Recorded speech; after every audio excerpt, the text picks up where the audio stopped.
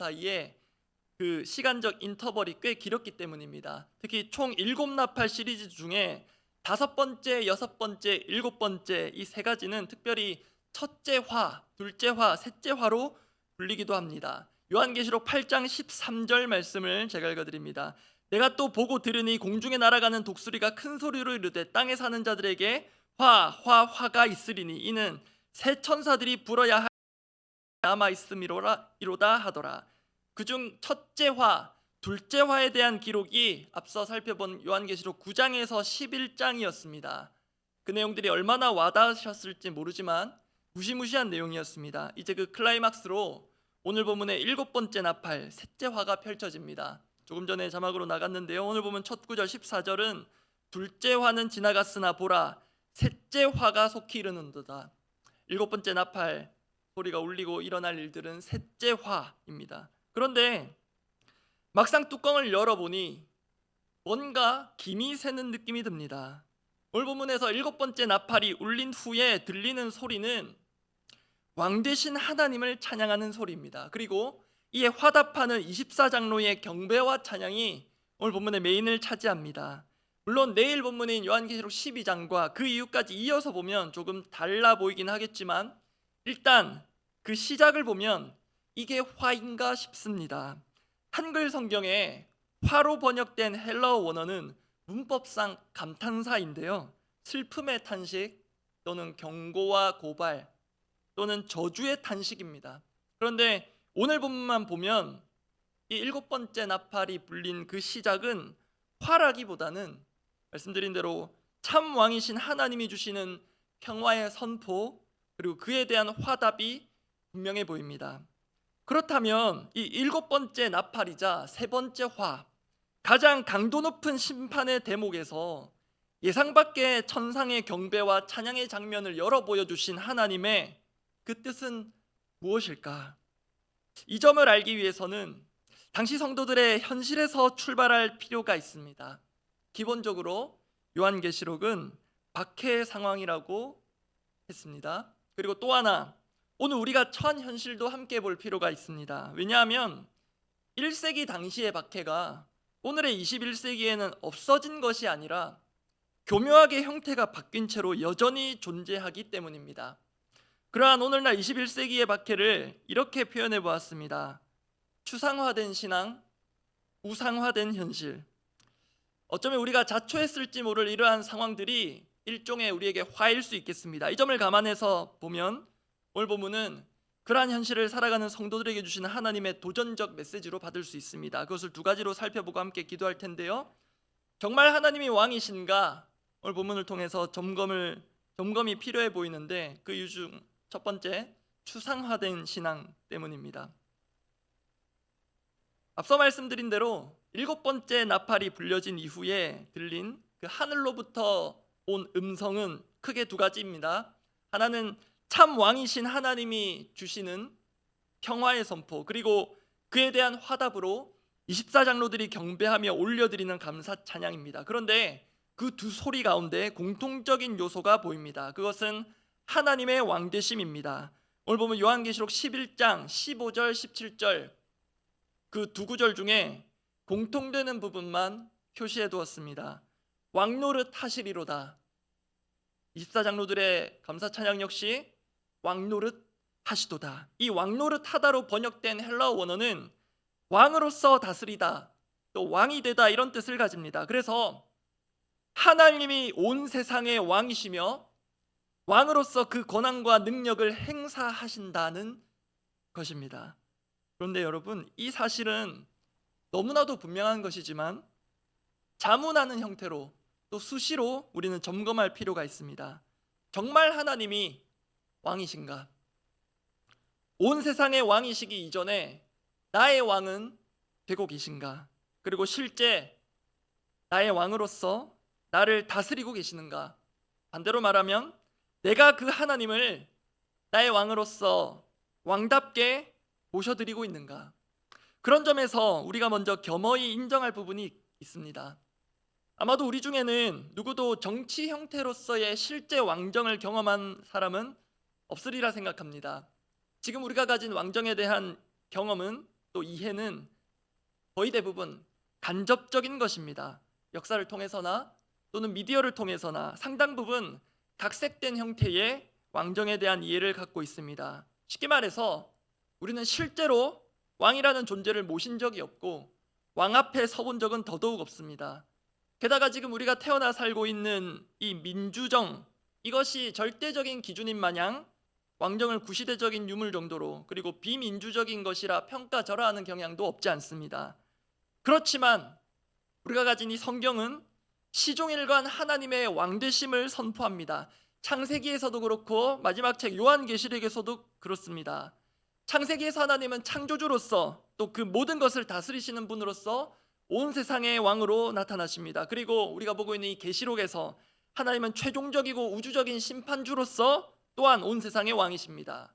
그런 점에서 성경적인 왕정에 대한 바른 이해는 우리에게 매우 중요하다 하겠습니다. 이 점에 있어서 저도 마찬가지이긴 하지만 본문 당시에 실제 왕정 시대를 살아간 이들의 행동을 보면 그 왕 앞에 합당한 백성들의 반응, 그 몸가짐이 어떠해야 하는지를 우리가 눈여겨보고 한편 배울 필요도 있겠습니다. 오늘 보면 요한계시록 11장 16절입니다. 제가 한번 읽겠습니다. 하나님 앞에서 자기 보좌에 앉아있던 24장로가 엎드려 얼굴을 땅에 대고 하나님께 경배하여. 16절 한 번 더 같이 읽어보겠습니다. 하나님 앞에서 자기 보좌에 앉아있던 24장로가 엎드려 얼굴을 땅에 대고 하나님께 경배하여. 참고로 이전의 새벽 설교에서 계시록에 나오는 24장로는 구약과 신약에 구원받은 하나님의 백성들을 대표한다고 말씀드린 바 있습니다. 여기 나오는 24장로의 행동, 얼굴을 엎드려 땅에 대는 것은 내 앞에 있는 존재가 왕이거나 또는 왕에 준하는 존재임을 나타내는 것입니다. 그리고 경배라고 번역된 단어 자체의 본래 의미는 절하다입니다. 여러분, 사람이 절을 하기 위해서는 자연스럽게 엎드려서 얼굴을 땅에 닿도록 숙여야 합니다. 그래서 실은 우리가 지금 찬양과 경배 또는 경배와 찬양이라고 할 때 원래 그 경배라는 것은 말 그대로 납작 엎드려 하나님께 절하는 것입니다. 왜냐하면 우리가 왕 되신 하나님 앞에 있기 때문입니다. 그런데 이러한 하나님의 왕 되심, 그에 대한 우리의 신앙이 상당 부분 추상화되었습니다. 쉽게 말해 우리는 왕 되신 하나님 앞에 실제로 몸을 움직여서 엎드려 머리를 숙이고 절하는 행동으로서 경배하지 않습니다. 1년에 그런 일이 과연 한두 번 있을지 모르겠습니다. 실제 몸으로서 하나님의 왕되심을 고백하는 것이 본래의 경배이지만 우리에게는 경배가 추상화되고 또는 입으로만 하는 것으로 축소되었습니다. 물론 기계적으로 꼭 그렇게 해야만 경배하는 것은 아닙니다. 그렇지만 앞서 말씀드린 대로 왕정이라는 것이 우리에게 간접적인 형태로만 그런 경험만 있다는 한계를 인정하고 감안한다면 우리가 정말 하나님을 나의 왕으로서 모시는 그 실제적인 자세와 태도에 있어서도 정말 하나님이 나의 왕이 되시는가 점검할 필요가 있다는 것입니다. 정말 하나님이 나의 왕이시라면 내가 해서는 안 될 태도와 언행을 그 하나님 앞에 법없이 자행하고 있을지 모르겠습니다. 두 번째입니다. 정말 하나님이 왕이신가 점검이 필요한 이유, 두 번째는 우상화된 현실 때문입니다. 하나님의 왕되심을 희미하게 하는 일종의 화라고 할 수 있는 것이 추상화된 신앙이라면 또 다른 하나는 우상화된 현실입니다. 다시 말해 현실에서 하나님이 아닌 다른 것이 그 왕의 자리를 차지하고 있다는 것입니다. 여러 가지 우상이 있겠습니다. 그러한 우상의 끝판대장은 나 자신입니다. 그로 인해 내가 하나님을 왕으로 섬겨야 마땅함에도 하나님이 마치 나를 왕처럼 섬겨주셔야 하는 존재로 만들어버립니다. 그게 죄의 본질이기도 한데요, 그 단적인 예가 역시 예배 가운데 나타납니다. 내가 하나님을 예배하는 것이 아니라 내가 예배받는 위치에서 예배의 처음과 끝을 줄곧 재단하는 것입니다. 그렇다면 우리는 하나님의 왕되심이라는 이 신앙을 어떻게 참되게 또 생생하게 가질 수 있는가? 죄송하지만 우리에게는 답이 없습니다. 우상을 타파한다고 해결되는 것이 아닙니다. 오늘 본문을 통해 볼 때 하나님께서 당신을 열어 보여주셔야만 가능합니다. 그래서 요한을 통해 우리에게 보여주신 것이 있습니다. 오늘 본문 19절 말씀입니다.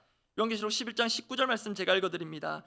이에 하늘에 있는 하나님의 성전이 열리니 성전 안에 하나님의 언약궤가 보이며 또 번개와 음성들과 우레와 지진과 큰 우박이 있더라. 성전이 땅에만 있는 것이 아니라 하늘에도 있다 하십니다. 하늘에 있는 하나님의 성전이 열립니다. 문법적으로 말하면 수동태입니다. 신학적 용어로 더 엄밀히 말하면 신적 수동태입니다. 무슨 말이냐면 하나님이 열어주셔야만 열리는 거라는 의미입니다. 하나님의 언약궤 역시 마찬가지입니다. 실제로 이스라엘 백성들에게 언약궤는 아무나 볼 수 없었습니다. 성전 중에서도 지성소에 안치된 언약궤, 그곳은 대제사장 중에서도 엄선된 자만이, 그것도 목숨 걸고 들어가 제사장직을 수행하면서 볼 수 있었습니다. 그 언약궤 위가 시은좌, 은혜의 보좌라는 뜻인데 거기에 하나님께서 왕으로 임재하시는 것입니다. 그리고 그 왕의 임재에 어울리는 특수효과 종합 세트가 펼쳐지는데 오늘 보면 요한계시록 11장 19절 다시 읽어드립니다. 이에 하늘에 있는 하나님의 성전이 열리니 성전 안에 하나님의 언약궤가 보이며 또 번개와 음성들과 우레와 지진과 큰 우박이 있더라. 오늘 새벽에 나오실 때 비가 얼마나 쏟아지셨는지 모르겠는데요, 번개, 음성, 우레, 지진, 큰 우박, 이러한 효과들은 구약에서 하나님께서 임재하실 때 등장하는 특수 효과들이었습니다. 일례로 출애굽 후 시내산에서 하나님께서 이와 유사한 상황을 연출하신 적이 있습니다. 출애굽기 19장 16절 17절 제가 읽어드립니다. 셋째 날 아침에 우레와 번개와 빽빽한 구름이 산 위에 있고 나팔 소리가 매우 크게 들리니 진중에 있는 모든 백성이 다 떨더라. 마치 오늘 요한계시록 7번째 나팔이 불렸을 때와 상황이 비슷해 보입니다. 모세가 하나님을 맞으려고 백성을 거느리고 진에서 나오매. 요즘 장마가 한창입니다. 태풍도 올 것입니다. 새벽에도 천둥번개 치는데요, 가까이서 내려치기만 해도 우리는 깜짝 놀라고 움츠러듭니다. 우리는 지금 이 성경 구절에 나열된 기상현상 하나도 제대로 감당할 수 없는 사람들입니다. 그런데 이 부분은 조금만 생각해 보면 그게 왕이신 하나님 앞에선 우리의 합당한 반응일지 모르겠습니다. 우리는 하나님의 임재를 감당할 수 없는 존재들입니다. 단 오해는 말아야겠습니다. 우리 하나님은 이런 무시무시한 특수효과들로 백성들에게 괜한 두려움을 일으키는 분이 아닙니다. 그러나 그 하나님을 우리가 정말 두려워해야 할 이유가 오늘 본문에 있습니다. 요한계시록 11장 18절 말씀입니다. 제가 읽어드립니다. 이방들이 분노하며 주의 진노가 내려 죽은 자를 심판하시며 본문 당시 박해의 상황을 다시 한번 떠올려 보십시오. 세상왕 로마의 왕이 있습니다. 자신을 신격화합니다. 사람의 생명을 함부로 잔혹하게 다룹니다. 그렇게 사람 왕 폭군은 죽음으로 사람을 심판할 수는 있습니다. 그러나 죽음 이후는 어찌할 수 없습니다. 그러나 우리 하나님은 죽은 자를 심판하시는 분이십니다. 그래서 예수님은 그 하나님을 두려워하라고 하신 바가 있습니다. 마태복음 10장 28절 말씀입니다. 몸은 죽여도 영혼은 능히 죽이지 못하는 자들을 두려워하지 말고 오직 몸과 영혼을 능히 지옥에 멸하실 수 있는 이를 두려워하라. 다시 박해의 상황을 염두에 둡시다. 정말 하나님이 나의 왕이신가? 그렇다면 로마의 왕이 자신이 아닌 다른 존재를 왕으로 칭송하기만 하면 감옥에 가두고 생명을 거둘 수 있는 상황에서도 여전히 몸을 능히 죽이는 그 세상 앞에서도 여전히 하나님이 나의 왕이시라고 공적으로 선포하고 고백할 수 있겠는가? 저는 자신이 없는데 죽은 자를 심판하시는 그 왕 되신 하나님에 대한 건강한 두려움, 경외감 없이는 아마도 불가능할 것입니다. 반대로 하나님을 참되게 두려워하는 자는 세상 앞에 두려울 것이 없지 않겠습니까? 더 정확하게 말하면 왕 되신 하나님에 대한 참된 두려움이 다른 헛된 왕들, 다르게 얘기하면 우리 안에 자리 잡은 우상들을 밀어낼 것입니다. 그런 것들로 인한 두려움을 극복하게 할 것입니다. 다시 한번 우리 각자 스스로에게 자문하길 원합니다. 정말 나의 왕은 누구인가? 또는 무엇인가? 하나님보다 나를 더 두렵게 하는 것이 우리 각자에게 있어서 진짜 왕일 수 있겠습니다. 돈만 있으면 다 된다는 말이 아주 틀리지만은 않은 돈이 신이 되어버린 시대, 그리고 뭘 해도 자신이 최고이자 기준이 된, 자신이 말 그대로 신이 된 시대, 그렇게 하나님 자리를 수시로 넘보는 신들의 각축장 같은 이 세상 가운데 정말 하나님만이 나와 우리 모두의 왕되심을 드러나고 드러내는 그런 오늘이 되기를 바랍니다. 기도하겠습니다.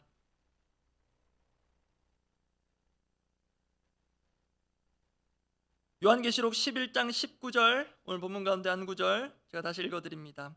이에 하늘에 있는 하나님의 성전이 열리니 성전 안에 하나님의 언약궤가 보이며 또 번개와 음성들과 우레와 지진과 큰 우박이 있더라. 우리 기도 제목은 이렇습니다. 내가 어느 순간 왕이 되고 왕으로 군림하여 말씀에 예리한 검 앞에서도 끄떡없던 그 영적 쿠데타의 상황이 하나님의 압도적 능력으로 매 순간 진압되기 원합니다. 제가 의도하여 매 순간이라 한 것은 이 영적 쿠데타가 수시로 일어나기 때문입니다. 내가 어찌나 능력이 있는지 전지전능하신 하나님마저 밀어내고 내가 그 자리를 차지할 때가 얼마나 많은지 모르겠습니다. 천지개벽의 기상현상은 동반되지 않더라도 이 새벽 시간, 이 폭우를 뚫고 얼마나 큰 수고와 또 하나님의 은혜를 사모하며 이 자리에 나오셨습니까? 이 시간이 왕 되신 하나님 앞에 우리가 서는 순간이라면 그에 합당한 감사와 경배의 마음가짐만은 저와 우리 모두가 놓쳐선 안 되겠습니다. 그 마음으로 함께 기도하겠습니다. 하나님, 이 새벽에도 우리 가운데 당신을 열어 보여주시고자, 말씀을 들려주시고자, 열려는 있지만 들을 귀가 막힌 우리에게 들려주시고자 그를 부르시고 또 깨우시고 또 굳은 날씨 가운데 우리를 인도해 주셨음을 믿습니다. 주님, 그러함에도 우리는 왕 되신 하나님 앞에 서 있다는 그 신전의식, 그 코람데오를 망각한 지가 너무 오래되었는지 모르겠습니다. 우리의 마음가짐과 영적 태도라는 것이 정말로 내 앞에 왕 되신 하나님의 계심을 증명해내고 있는지 모르겠습니다. 거꾸로 내가 왕이고 하나님이 어떻게든 나를 잘 만족시켜 주셔야 하고 하나님이 어떻게든 나에게 최고의 서비스를 제공해 주셔야 하는 것인 것 마냥 내가 그렇게 하나님의 자리에 앉아 있는 것은 아닌지 주여 이 새벽에 돌아보기를 원합니다. 하나님은 우리를 두려움으로 강압으로 압도하는 절대 군주가 아니라 백성을 친절히 대하며 백성을 위하여 목숨을 아끼지 않는 세상 유일무이한 최고의 왕이신데, 주님, 그 왕 되신 하나님 앞에 우리가 참된 경외감을 놓치고 너무 하나님을 편한 존재로만 여기고 심지어 함부로 대하고 있었다면 주님, 정말로 추상화된 신앙을 탈피하고 우상화된 현실을 인지하여 내가 나도 모르는 사이에 하나님을 밀어내고 앉아있는 그 자리에서 매 순간마다 내려올 마음으로 하나님께 합당한 경배로 엎드려 절함으로 무릎으로 기도함으로 그렇게 하나님의 왕되심을 나타내며 살아가게 하여 주시옵소서. 우리 공동의 기도 제목을 두고 기도하겠습니다. 힘써 여호와를 알아가자. 우리가 그렇게 달려가고 있는데요, 정말로 왕 되신 하나님을 참되게 경외하는 것이 무엇인지 그 신앙을 체득해가는 이 기간들, 특히 이 방학이 되기를 원합니다.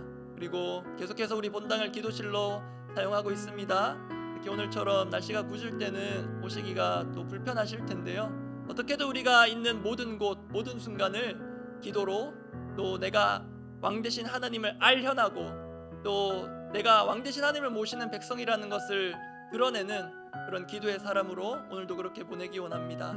그리고 다음 세대 우리 여름 사역 계속 진행되고 있는데 또 준비되고 있는데 오늘 그 가운데 하나님께서 도우시고 사람들이 어떻게 만들어내는 사람 수준의 합작품이 아니라 정말로 하나님께서 주시는 꿈, 또 하나님께서 주시는 그 기대감, 그런 모든 것들을 다 잘 어우러서 정말 하나님께서 계획하시고 또 이끌어 가심을 우리 모든 사역자들과 교사들 그리고 부모들이 경험하고 우리 다음 세대들이 왕 대신 하나님을 만나는 그런 자리들 되도록 기도해 주시기 바랍니다. 그리고 어제 새벽에 또 특별한 기도 제목을 나누었는데요. 수술 후에 회복이 필요한 우리 성도 있습니다.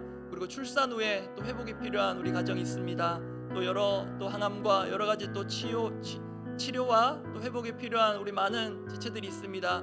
그 지체들 한 사람 한 사람 떠올려가며 정말로 하나님께서 회복시켜 주시옵소서. 하나님은 하실 수 있으십니다. 그렇게 하나님을 간절히 바라는 그 신앙을 놓치지 않도록 낙심한 가운데 찾아오시는 그 하나님의 격려가 우리 그 환우들과 성도들에게 그 가정에 전해지도록 그렇게 그 마음으로 함께 중보하고 각자 기도하고 돌아가시기 바랍니다. 기도하겠습니다.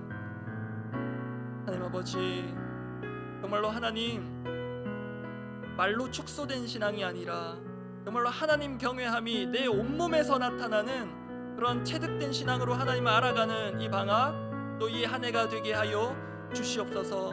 주님, 그래서 이 본당을 우리가 기도실로 또 활용하려고 하고 있고 또 우리 각자가 밟는 모든 것 가는 모든 순간순간 정말로 하나님 우리가 어찌해야 할지 모를 어려운 선택의 순간마다 하나님을 생각하며 예수님 하면 어떻게 하실까를 떠올려가며 주님 기도하고 또 주님과 교제하기를 원하오니 주여 그렇게 우리의 기도의 삶이 내가 왕대신 하나님을 모신 백성임을 드러내고 증명하는 그런 시간들 되게 하여 주시옵소서. 주님, 다음 세대 여름 사역들이 계속해서 준비되고 있습니다. 우리 사역자들과 교사들에게 힘에 부치고 또 지치는 순간들 또 의견들이 잘 맞지 않을 때도 있겠지만 주님 은혜를 더하여 주셔서 하나님께서 친히 이끌어 주시고 또 하나님 그 모든 또 수고와 또 고생과 흘린 땀들이 헛되지 않음을 귀한 다음 세대의 열매들로 거둘 수 있는 것을 기대하며 나아가는 우리 모든 이들 되게 하여 주시고 우리 다음 세대 자녀들이 권위가 무너진 이 시대에 하나님을 참되게 존중하며 왕 대신 하나님 앞에 선자로서의 그 왕의 자녀의 정체성을 가질 수 있는 귀한 여름 사역들 되게 하여 주시옵소서.